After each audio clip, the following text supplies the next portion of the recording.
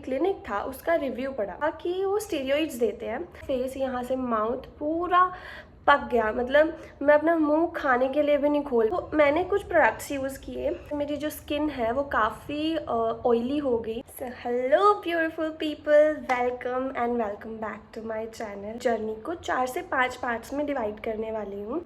सबसे पहले मुझे एक्ने क्यों हुआ, सेकेंड चीज़ कि मैंने डर्मेटोलॉजिस्ट से जिनको भी दिखाया वहाँ से मुझे क्या सीखने को मिला एंड क्या वो मेरे लिए वर्क किया नहीं किया। उसके बाद मैं स्किन केयर पे कैसे शिफ्ट हुई एंड क्या क्या वो चीज़ें हैं जिससे जो मुझे काफ़ी ज़्यादा बेनिफिट किए हैं। तो ये 4 पार्ट डिस्कस करेंगे। So let's get started. So पहले बात करते हैं कि ये सब स्टार्ट कैसे हुआ। तो जब मैं छोटी थी तो मैं जो भी ऐड देखती थी वहाँ से मैं प्रोडक्ट्स जो भी मुझे दिखते थे, एक होता है ना कि आपकी कॉम्प्लेक्शन थोड़ा ब्राइटन अप हो जाएगा ये सब चीज़ें यूज़ करने से, तो वो सब चीज़ें मैंने यूज़ करना शुरू किया। काफ़ी सी मिस्टेक्स की मैंने अपनी, उसके लिए जो भी मैंने मिस्टेक्स किए हैं उसके लिए मैं एक अलग से वीडियो बनाऊंगी, क्योंकि अगर मैंने इसमें भी सब कुछ घुसाना शुरू किया तो ये वीडियो बहुत ज़्यादा लंबा हो जाएगा। तो उस वजह से मैं आज आप लोगों को सिर्फ अपनी एक्ने जर्नी के बारे में बताऊँगी, ठीक है। तो मैंने कुछ प्रोडक्ट्स यूज़ किए, जैसे जो गार्नियर के फेस वॉश आते हैं, जो भी होता है वो मैंने यूज़ करना चालू किया, जिसकी वजह से मेरी जो स्किन है वो काफ़ी ऑयली हो गई, मेरी स्किन पे ब्रेकआउट होने शुरू हो गए। उसके बाद मैंने कंटिन्यू रखा यूसेज, मतलब मुझे इतना ज़्यादा पिंपल्स नहीं थे, 1-2 हो जाता था। उसके बाद डर्मेटोलॉजिस्ट का सीन शुरू हुआ आना, सेकंड पार्ट जो कि मैं आपको डिस्कस करने वाली हूँ कि डर्मेटोलॉजिस्ट से कंसल्टेंसी ली मैंने। उन्होंने कुछ ऑइंटमेंट दिया, मुझे क्लियर हो गया एक्ने, फिर डिसकंटिन्यू हो गया, मैं वापस से वही प्रोडक्ट्स यूज़ करने मैंने चालू कर दिए। उसके बाद मेरी स्किन इतनी ज़्यादा वर्स्ट कंडीशन में आ गई थी, कुछ आपके हार्मोनल चेंज होने लग जाते हैं एज के बाद, तो आपको स्किन वैसे भी ब्रेकआउट होनी शुरू हो जाती है। तो मैंने दूसरे डर्मेटोलॉजिस्ट से कंसल्ट किया। उन्होंने मुझे बताया कि मेरे स्काल्प पे बहुत ज़्यादा डैंड्रफ है एंड मेरी स्किन बहुत ज़्यादा ऑयली है, इस वजह से मुझे एक्ने का प्रॉब्लम हो रहा है। तो उन्होंने कुछ मुझे, it was like homeopathy kind of a medicine, तो एक काफ़ी लंबा प्रोसीजर था, उसमें काफ़ी सारी चीज़ें मुझे अवॉइड करनी थी, जैसे स्वीट नहीं खाना था, डेयरी प्रोडक्ट्स नहीं लेने थे एंड काफ़ी सारी चीज़ें थी जो मुझे बिल्कुल भी अवॉइड करनी थी, कि खाली मुझे घर का खाना खाना था। उन्होंने ऐसा बोला हुआ था दैट टू उसमें स्वीट वगैरह, घी नहीं होना चाहिए, तेल नहीं होना चाहिए। इतना सब करने के बाद 6 महीने के बाद मेरा फेस थोड़ा क्लीन होने लगा, बट आफ्टर दैट कितना ही बंदा खुद को रोक सकता है। तो मैंने वापस से सारी चीज़ों का कंजम्पशन चालू किया एंड वो दवाई ने मुझे काम करना बंद कर दिया एंड मेरी स्किन जो है वापस से एक्ने वैसे ही होने लग गए, वही सब, इतना गंदा फेस हो गया था।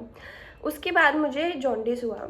जॉन्डिस के बाद कुछ ऐसा मेरा फेस हो गया था, I mean I can't like, मतलब एक तो मैं बहुत ज़्यादा वीक हो गई थी, मैं कुछ खा नहीं रही थी, मेरा कॉम्प्लेक्शन बहुत डार्क हो गया था, ऊपर से इतने सारे एक्ने, आप मानोगे नहीं ना, इतना सारे एक्ने, मैं आपको पिक्चर लगा के दिखाती हूँ, सी इतने सारे एक्ने थे मेरे फेस के ऊपर एंड आई कांट लाइक, मेरे को बाहर जाने तक की हिम्मत नहीं थी, मुझे इतने एक्ने थे। मेरे को इतना सेल्फ डाउट हो गया था एंड मेरा कहीं जाने का मन नहीं करता, क्योंकि जहाँ भी जाओ ना सब यही टोकते थे, तुम्हारे फेस कितना ख़राब हो गया है ये वो। उसके बाद मेरे चाचू कहीं से मेडिसिन चल रही थी उनकी एलर्जी की, तो मैं भी उनके साथ गई, कंसल्ट किया। 1 साल मेरी दवाई चली, उन्होंने कुछ मेडिसिन दी मुझे, वो काफ़ी लंबी स्टोरी है, वो कभी और आप लोगों को बताऊंगी। तो वो मैंने लेने शुरू किए। मुझे डाउट था लाइक, मैंने इसके रिव्यूज़ पढ़े थे, मेरी आदत है मैं हर चीज़ में घुस जाती हूँ कि इसका रिव्यू पढूँ, उसका रिव्यू पढूँ। तो मैंने उस जो भी क्लिनिक था उसका रिव्यू पढ़ा, उसमें था कि वो स्टेरॉइड्स देते हैं एंड आई वाज लाइक कि चलो देख लेते हैं ले करके, पर मैंने वो लिए, ठीक है। तो 1 साल के बाद मेरा जो फेस है, लाइक ये वाला जो एरिया है, मेरे एक्ने साफ़ हो गए थे, नो डाउट, मेरे पूरे एक्ने साफ़ हो गए थे, मेरे मार्क्स भी जाने लग रहे थे, मेरा फेस पूरा क्लीन हो गया था ऑलमोस्ट, लेकिन एकदम से मेरा फेस यहाँ से माउथ पूरा पक गया, मतलब मैं अपना मुंह खाने के लिए भी नहीं खोल पा रही थी, इतना रिएक्शन हो गया था मेरे फेस के ऊपर। फिर हमारे फैमिली डॉक्टर हैं, उनसे मैंने कंसल्ट किया, उन्होंने मुझे कुछ मेडिसिन दी एंड वो जाके फिर कहीं ठीक हुआ। उन्होंने बताया कि जो भी मैं मेडिसिन ले रही थी उनकी वजह से ये रिएक्शन हुआ था, तो मैंने काफ़ी वो अवॉइड किया। मेरी लीवर पे काफ़ी गर्मी थी जिसके कारण स्वेलिंग थी, गर्मी थी, मुझे सही से डाइजेशन नहीं हो रहा था, जिसकी वजह से मुझे एक्ने का प्रॉब्लम हो रहा था। तो टेक सम टॉनिक्स और some kind of a stuff and मैं वापस से नॉर्मल हो गई। उसके बाद थर्ड स्टेप शुरू होता है जब मैंने अपना स्किन केयर चालू किया, अच्छे से पूरा रिसर्च करके कि मुझे क्या चीज़ें यूज़ करनी चाहिए, क्या चीज़ें नहीं यूज़ करनी चाहिए। ये सब मैंने अच्छे से रिसर्च किया एंड मैंने प्रोडक्ट करना यूज़ किया, चालू करा यूज़ करना।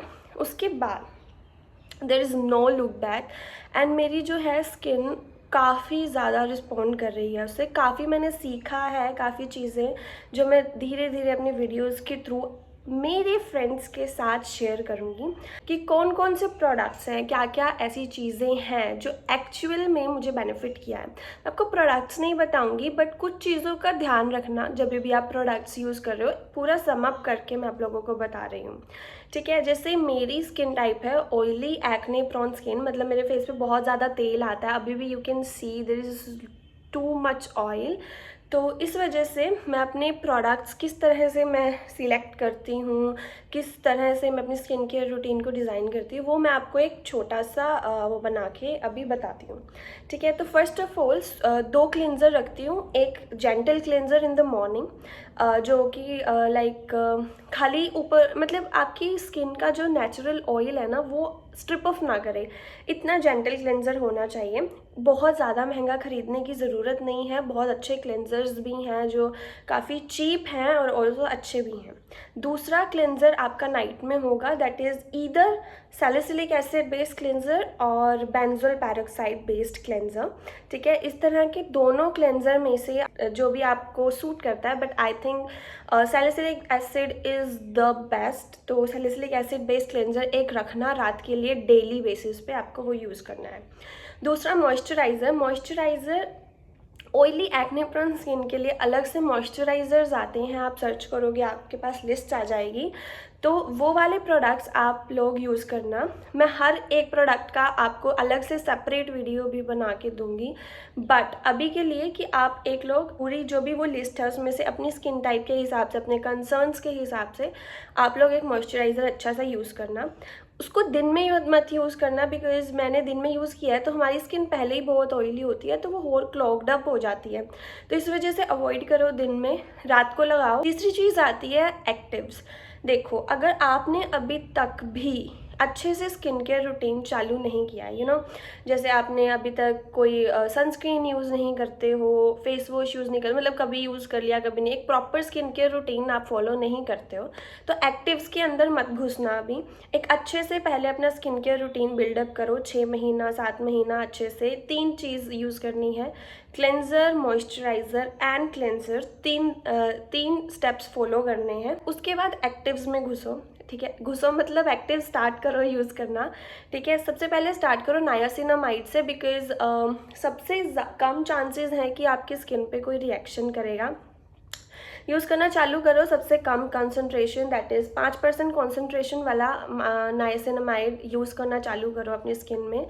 2-3 महीना उसको यूज़ करो, धीरे धीरे, लाइक एक हफ्ते में एक बार, फिर अगले हफ्ते से 2 बार, फिर 3, फिर 4 से कंजम्पशन बढ़ाओ और डेली बेसिस पे यूज़ करना चालू करो। 3-4 महीने के बाद आप कंसंट्रेशन बढ़ाओ एंड आप उसके बाद आपके स्किन कंसर्न्स अगर ठीक हो जाते हैं तो दूसरे एक्टिव्स के अंदर भी आप घुस सकते हो। उसके बाद आप एक sunscreen, oily acne prone skin के लिए अलग से सनस्क्रीन्स आती हैं, उसको अच्छे से यूज़ करो डेली बेसिस पे मॉर्निंग के अंदर। मेक श्योर कि जब भी आप सनस्क्रीन यूज़ कर रहे हो, रात को कभी भी ऐसे ही मत सो जाओ, उसको अच्छे से क्लीन अप करके अपने फेस को मॉइस्चराइज करके सोया करो, क्योंकि सनस्क्रीन जो है आपके पोर्स को क्लॉग कर देगी और रात को आपको एक्ने होने के चांसेस बढ़ जाते हैं। तो ये हुआ दिन का। रात को आप लोग एक सैलिसिलिक एसिड बेस से फेस वॉश करोगे, उसके बाद एक टोनर लगाओगे अगर आप यूज़ करते हो तो, उसके बाद एक मॉइस्चराइज़र एंड एक ऑइंटमेंट भी रखना आपको अपने पास जो आपके एक्ने को ट्रीट करे, ठीक है। जो भी आपके एक्टिव एक्ने हैं उसके लिए एक ऑइंटमेंट रखो, face wash, toner, ointment and then moisturiser, that's it. इसको शुरू करो करना। उसके बाद बाकी की सारी चीज़ें एडिशनल हैं, scrubbing, exfoliation, mask etcetera etcetera, ये सब चीज़ें एडिशनल हैं। अगर आप ये 4 से 5 स्टेप डेली बेसिस पे फॉलो कर रहे हो तो आपकी स्किन के अंदर चेंजेस आपको ज़रूर मिलेंगे। फालतू के प्रोडक्ट्स जैसे होता है ना कि आज ये देख लिया ये खरीद लिया, आज ये देख लिया ये खरीद लिया, ये मत करना। एक ही प्रोडक्ट रेंज अपनी रखना, उसी को यूज़ करना। एंड अगर आप कभी चेंज करना चाहते हो तो उसको अच्छे से पहले रिव्यू करो, ठीक है। जो भी आपके रिव्यूज़ होते हैं उसके नीचे लिखे होते हैं, उसके रिव्यूज़ पढ़ो अच्छे से। काफ़ी टाइम के बाद जो है एक अलग प्रोडक्ट अपनी स्किन के अंदर इनकॉर्पोरेट करो, वो भी नीड है तो। अगर आपकी स्किन केयर रूटीन सही, आप दिख रहे हैं रिजल्ट्स, तो आप बिल्कुल भी दूसरे प्रोडक्ट्स के अंदर घुसने की ज़रूरत नहीं है। वही 4-5 प्रोडक्ट रखो, वही आप यूज़ करो डेली बेसिस पे, और आपको पक्का रिजल्ट्स मिलेंगे। सो या this is my acne journey and stay positive, that's it. आप लोग अपने आप से प्यार नहीं करोगे, दूसरा कोई आपसे प्यार नहीं करने वाला है, ट्रस्ट मी। आप लोग खुद को ही जज करते रहोगे हर चीज़ पे कि यार मेरे फेस पे एक्ने है, मेरे को अभी भी मार्क्स हैं, यू कैन सी, आपको दिख रहा होगा कि नहीं पता नहीं, मेरे को अभी भी एक्ने मार्क्स हैं अभी मेरे फेस पे। मेरा फेस पूरी तरह से क्लीन नहीं है, but yeah accept yourself, love yourself. आप ही के है ना एक्ने, किसी पड़ोसियों के तो नहीं उठा के लाए हो, आपकी बॉडी का पार्ट है। एंड या एक चीज़ और कि मैंने ये सुना है कि ना एक प्रोडक्ट यूज़ करने के बाद आपकी प्रॉब्लम क्योर हो जाएगी, ऐसा नहीं होता है। आपकी स्किन एक्ने प्रोन है तो वो एक्ने प्रोन ही रहेगी, ठीक है। ये नहीं होगा कि आपने अब एक चीज़ यूज़ करनी शुरू कर दी तो बस अब ख़त्म हो गया, चलो ठीक है अब कोई प्रॉब्लम नहीं। आपको एक्ने तब भी होंगे, आपको पीरियड्स आएंगे तब आपको एक्ने होंगे, ठीक है, क्योंकि उस टाइम हार्मोनल चेंजेस होते हैं। कुछ आपने उल्टा सीधा खा लिया तो आपको एक्ने हो जाएगा, स्ट्रेस की वजह से एक्ने हो जाएगा। हर चीज़ का आपकी स्किन की हेल्थ पे इफ़ेक्ट पड़ता है। खाली स्किन केयर से आपकी स्किन ठीक नहीं होगी। एंड ऑल्सो अगर आपकी स्किन में आपकी ज़िंदगी में सब सही भी चल रहा है ना तो भी एक्ने हो जाएगा।